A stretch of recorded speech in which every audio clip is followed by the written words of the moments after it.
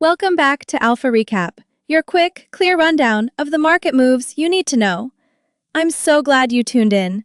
Markets closed after a pretty eventful session, and we're unpacking the biggest themes. As always, if you have questions, you can reach us at stockalpha.ai. Ryan, great to have you. Thanks for having me. Excited to dig in. A lot happened that shaped sector leadership today. Let's start with the big picture. The tape closed with a real split. Tech, energy, and industrials pulled ahead, while crypto, utilities, and some consumer names lagged. Big deals and capital flows really set the tone. Yeah, you could call it a two-speed market. Analysts note that large, concrete capital commitments drove much of the upside in the winners, while headline-sensitive sectors got clipped on regulatory and execution noise. Give us the headlines, the ones that everyone was talking about. Sure.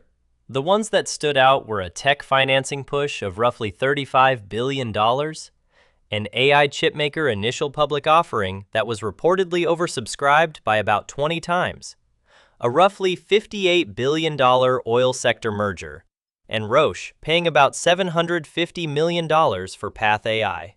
Those were the big-ticket items that framed the day. Whoa.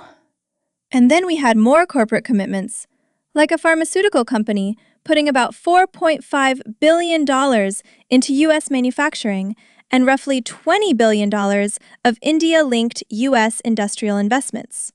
Plus, a $500 million Park Avenue real estate deal and a top online savings rate at about 4.21%. That's a lot of capital moving around. Exactly. Those data points matter because they're concrete. Money is being deployed, and data suggests that when capital is that visible, it pulls investor attention into those sectors and creates real demand narratives. Okay, quick pause. The AI IPO being about 20 times oversubscribed. That's a lot of demand, right? Huge demand. An oversubscription on that scale signals significant institutional appetite for AI hardware exposure.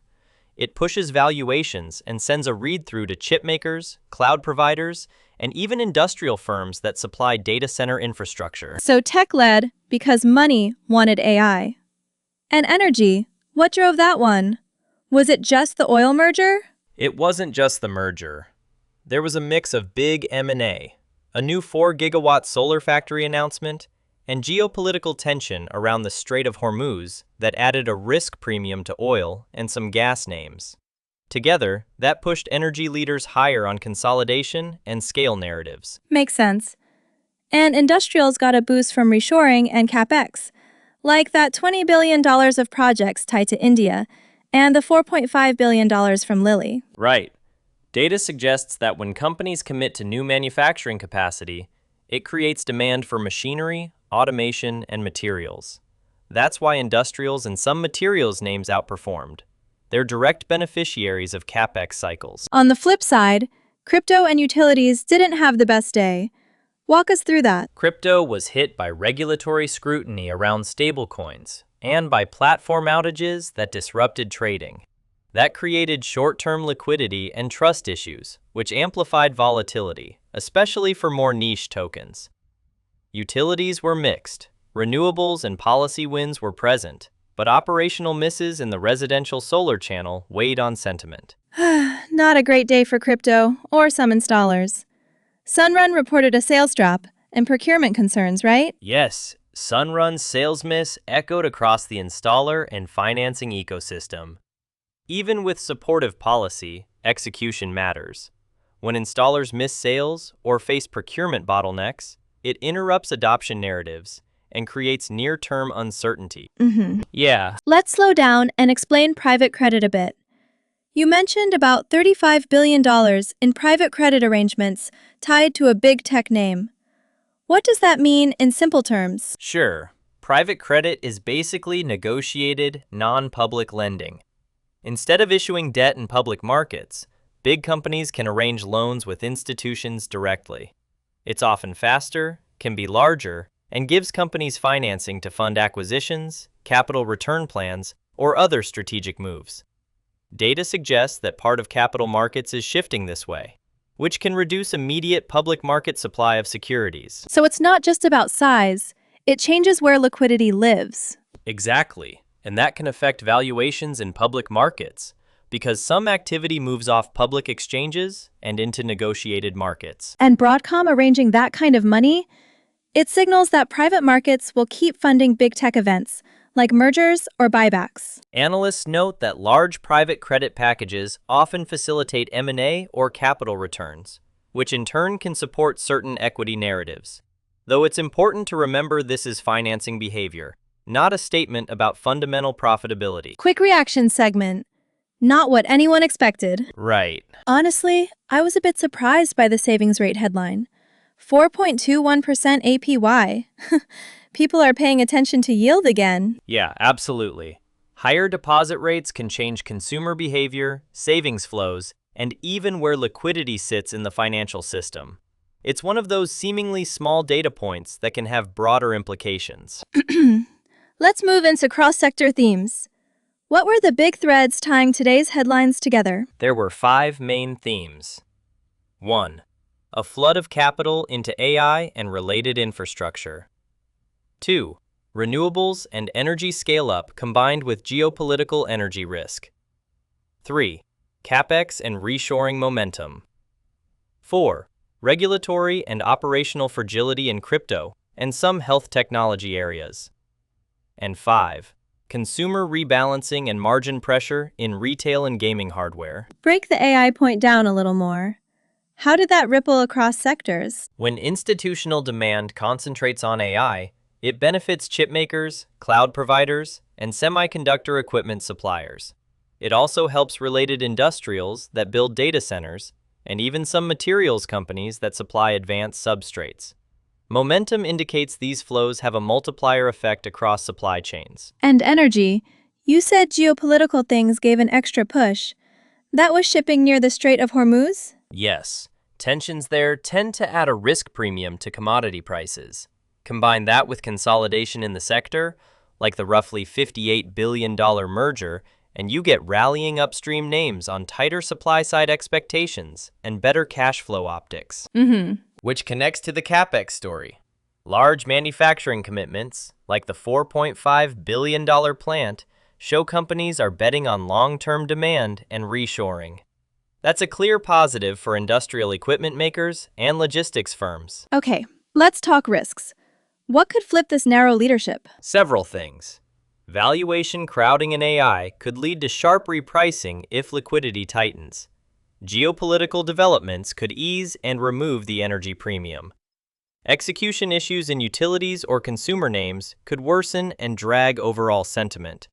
And regulatory moves, especially around crypto and health tech, can create abrupt volatility. So for listeners trying to make sense of their watch lists, what signals did today send that are worth monitoring? Data suggests watching upcoming regulatory calendars, corporate investor days for tech and banks, and quarterly earnings for execution clarity.